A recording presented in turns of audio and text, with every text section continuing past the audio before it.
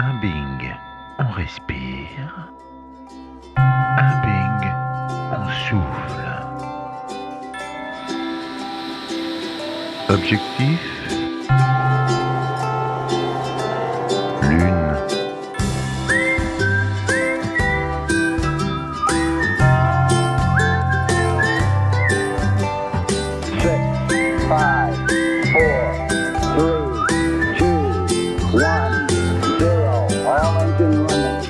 Objectif Lune.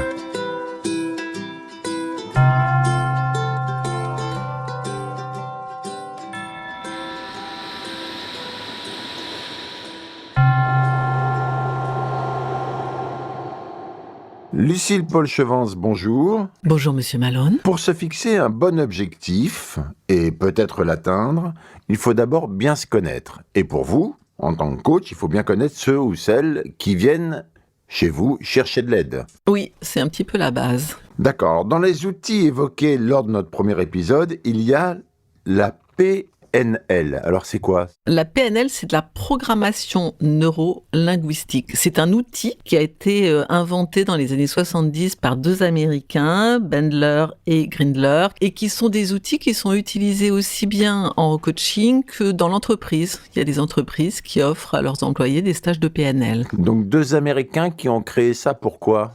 Pour aider à mieux connaître l'être humain. La PNL, ça permet d'identifier chez la personne les comportements, les systèmes de croyances, les modes de fonctionnement, et du coup de pouvoir mettre les personnes en mouvement par rapport à leur projet, de comprendre ce qui peut être un déclic, ce qui peut être un frein, et le fait d'identifier ça et de l'utiliser à bon escient permet de développer des projets, d'améliorer la communication dans la vente, par exemple pour des commerciaux, où il y a pas mal de stages de PNL qui se font donc en entreprise. Comment ça fonctionne ? C'est une étude du comportement de la personne, de son fonctionnement. Il y a des personnes qui sont intuitives. Par exemple, en coaching, on apprend à définir si la personne est auditive, visuelle ou kinesthésique.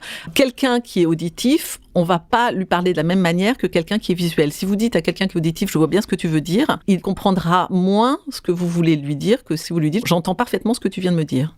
Voilà. Donc ça, c'est des outils de communication qui permettent de communiquer au mieux avec la personne pour pouvoir la guider. Il y a des personnes qui perçoivent le monde de manière visuelle, oui. D'autres qui le perçoivent de manière auditive et d'autres qui le perçoivent dans le ressenti, dans l'intuition.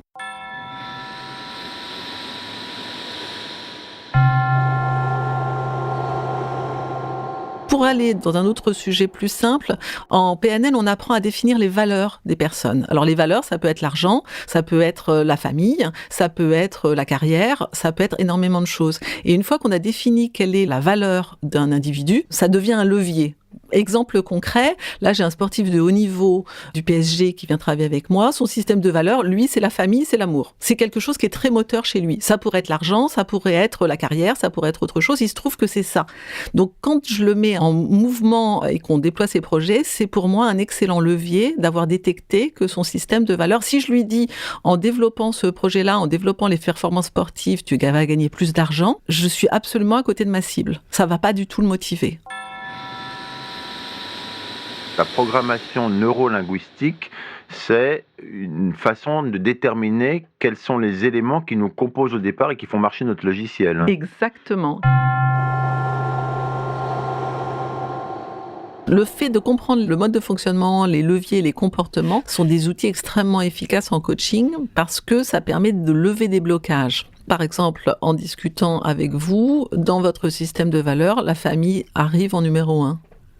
C'est-à-dire que si on a développé un projet tous les deux et que je vous dis vous allez faire beaucoup d'argent, ça vous passe complètement au-dessus. C'est pas l'argent chez vous n'est pas un moteur. Enfin, vous pouvez essayer quand même.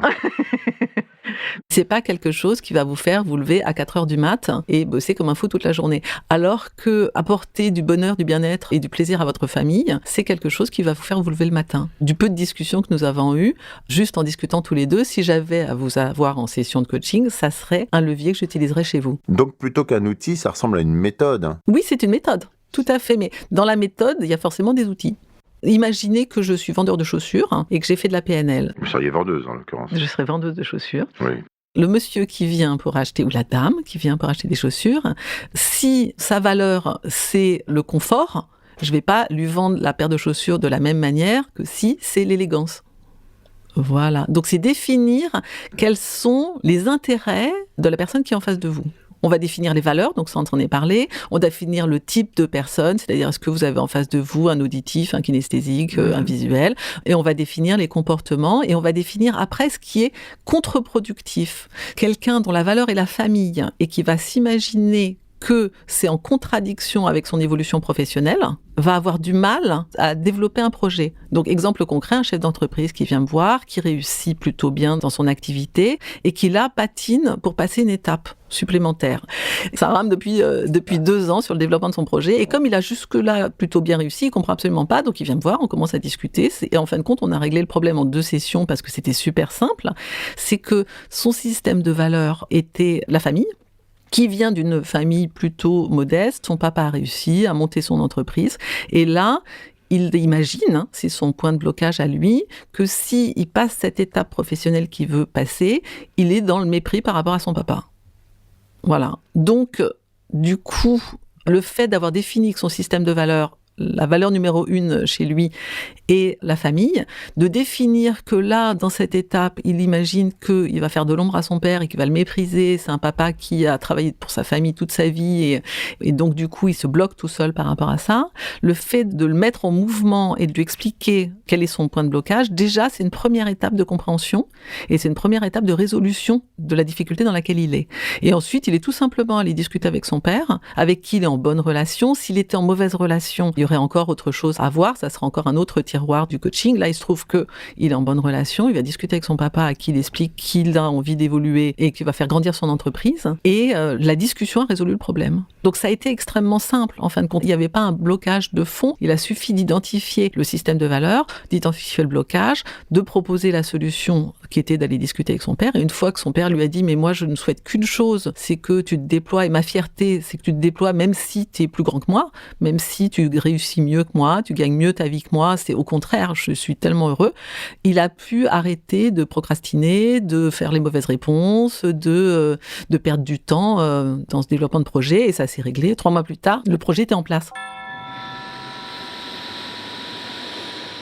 La méthode PNL semble être simplement une façon de regarder les gens. Oui, après, ça demande de l'analyse. C'est-à-dire, c'est pas seulement parce que vous allez avoir décrypté quelqu'un et visuel, que son système de valeurs, c'est la famille ou c'est l'argent, que vous allez pouvoir le mettre en mouvement. C'est un petit peu plus complexe que ça, évidemment. C'est de la psychologie. Oui, c'est de la psychologie.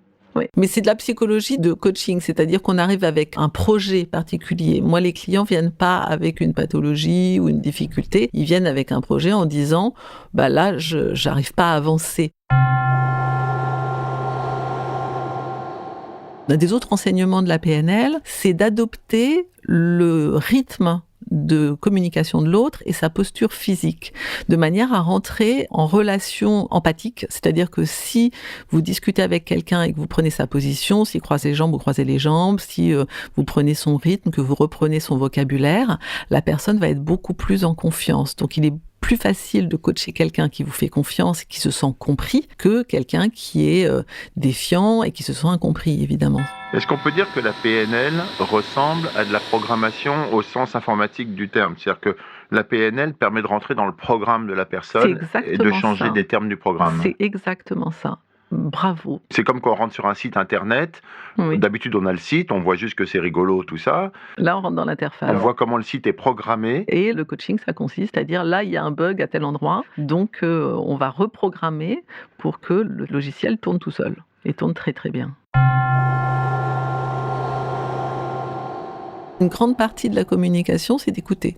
D'être présent, d'avoir une écoute présente à l'autre, c'est déjà une grande partie de la relation à l'autre. On zappe, on speed, on passe très très facilement d'un sujet à un autre, d'un média à un autre à longueur de temps. Donc, du coup, le temps de présence à l'autre et d'écoute est assez restreint. Et généralement, quand on échange avec quelqu'un, on pense plus à ce qu'on veut lui dire plutôt qu'à écouter ce qu'il a à nous dire.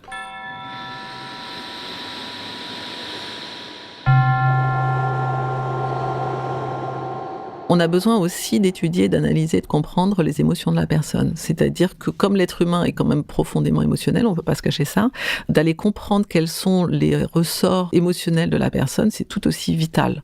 C'est-à-dire de savoir si émotionnellement elle va réagir dans telle et telle situation.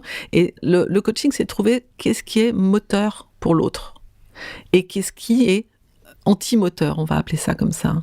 Donc quand on a compris ce qui était moteur et ce qui était contre-productif, on peut permettre à la personne, en lui donnant l'outil de la connaissance de soi, déjà c'est la base, c'est se connaître, et de savoir que dans telle situation, on va avoir une réaction émotionnelle qui va générer du stress, donc de la perte de confiance en soi, donc des propos imprécis, des retards, etc.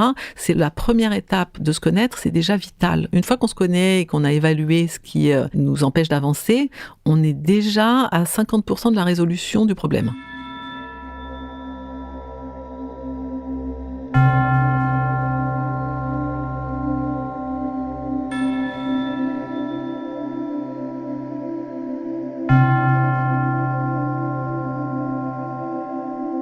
Le livre que je recommande, c'est Pouvoir illimité d'Anthony Robbins. C'est vraiment la base de la PNL. C'est très bien fait, c'est très bien construit. Ça a été écrit il y a une 20aine d'années, ça n'a pas bougé. C'est efficace. C'est un livre que j'ai utilisé pour créer ma première société il y a plus de 20 ans. Et ça m'a vraiment permis de définir mes comportements, définir mes objectifs. Pour être, par exemple, de définir l'histoire de système de valeurs. Moi, ma valeur suprême de l'époque, c'était la liberté. Et je me suis rendu compte que j'avais beaucoup de mal à associer liberté avec travail. C'est-à-dire que un travail continu dans une société, pour moi, ça me faisait renoncer à ma liberté. Donc je galérais dans des petits boulots parce que j'avais vraiment cette croyance. La PNL, ça permet de définir les systèmes de croyance. Donc une fois que j'ai compris que mon système de croyance était que liberté était antagoniste avec un travail dans lequel je pouvais m'impliquer, j'ai travaillé sur cette croyance-là pour la changer et j'ai créé ma première société dans laquelle je me suis investie à 300%. Parce que j'ai pu associer des choses qui pour moi étaient antinomiques. La deuxième valeur chez moi, c'était la sécurité. Donc, je mettais énormément d'efforts dans le fait de me sentir en sécurité. Aujourd'hui, comme je me sens en sécurité, c'est devenu une valeur qui est, je ne sais pas, en numéro 10. Le fait d'avoir, moi, travaillé sur ma sécurité, aujourd'hui, si on me dit en faisant ça ou ça, tu vas te sentir en sécurité, c'est plus quelque chose qui me parle du tout.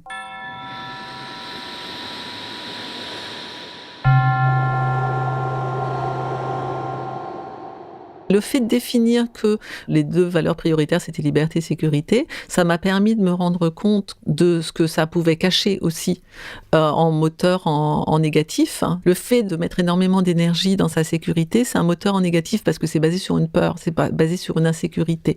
Donc ça va demander, plutôt que de mettre en place énormément de stratégies pour avoir plus de sécurité, c'est plus intéressant d'aller travailler sur l'insécurité, de se sentir, donc là c'est plus un travail thérapeutique, de se sentir en sécurité, qui va faire que cette valeur de la sécurité va devenir beaucoup moins importante. Et est-ce que la PNL peut aider les personnes qui sont en mal-être dans les entreprises, par exemple ? Oui.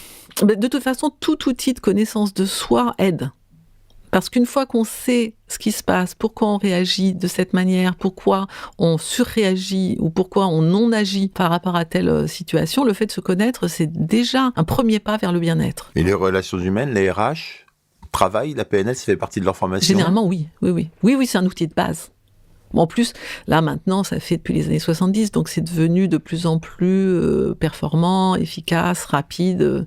Il y a plein de livres décrits sur la PNL, il y a plein de formations, donc c'est vraiment un outil qui est très accessible aujourd'hui. Il m'a jamais semblé que les gens qui m'embauchaient regardaient si j'étais visuel, tactile, quelles étaient mes valeurs, etc. Parce qu'on ne vous l'a pas forcément dit, ou parce que vous aviez quelqu'un en face de vous qui ne laissait pas voir que c'était un outil qu'elle utilisait.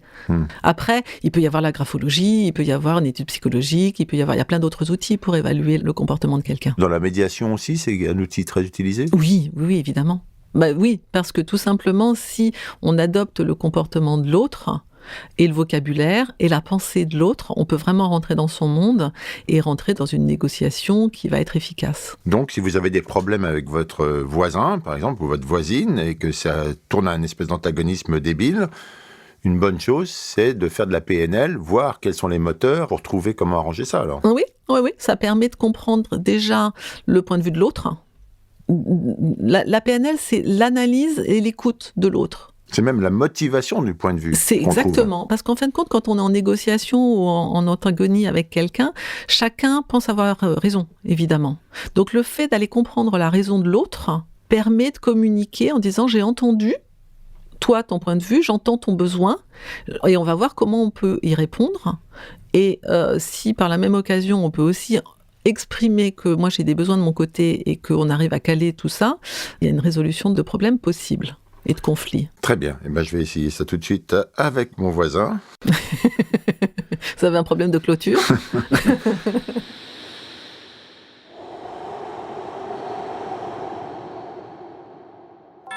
Lucille, vous êtes coach. Oui. Vous aidez les gens qui vous écoutent à atteindre leurs objectifs. Et à se réaliser. Et plus ils sont beaux, les objectifs, plus ça vous plaît. Exactement. On parle bien de ça. On parle complètement de ça. Eh bien, merci Lucille. Mais je vous remercie, Monsieur Malone.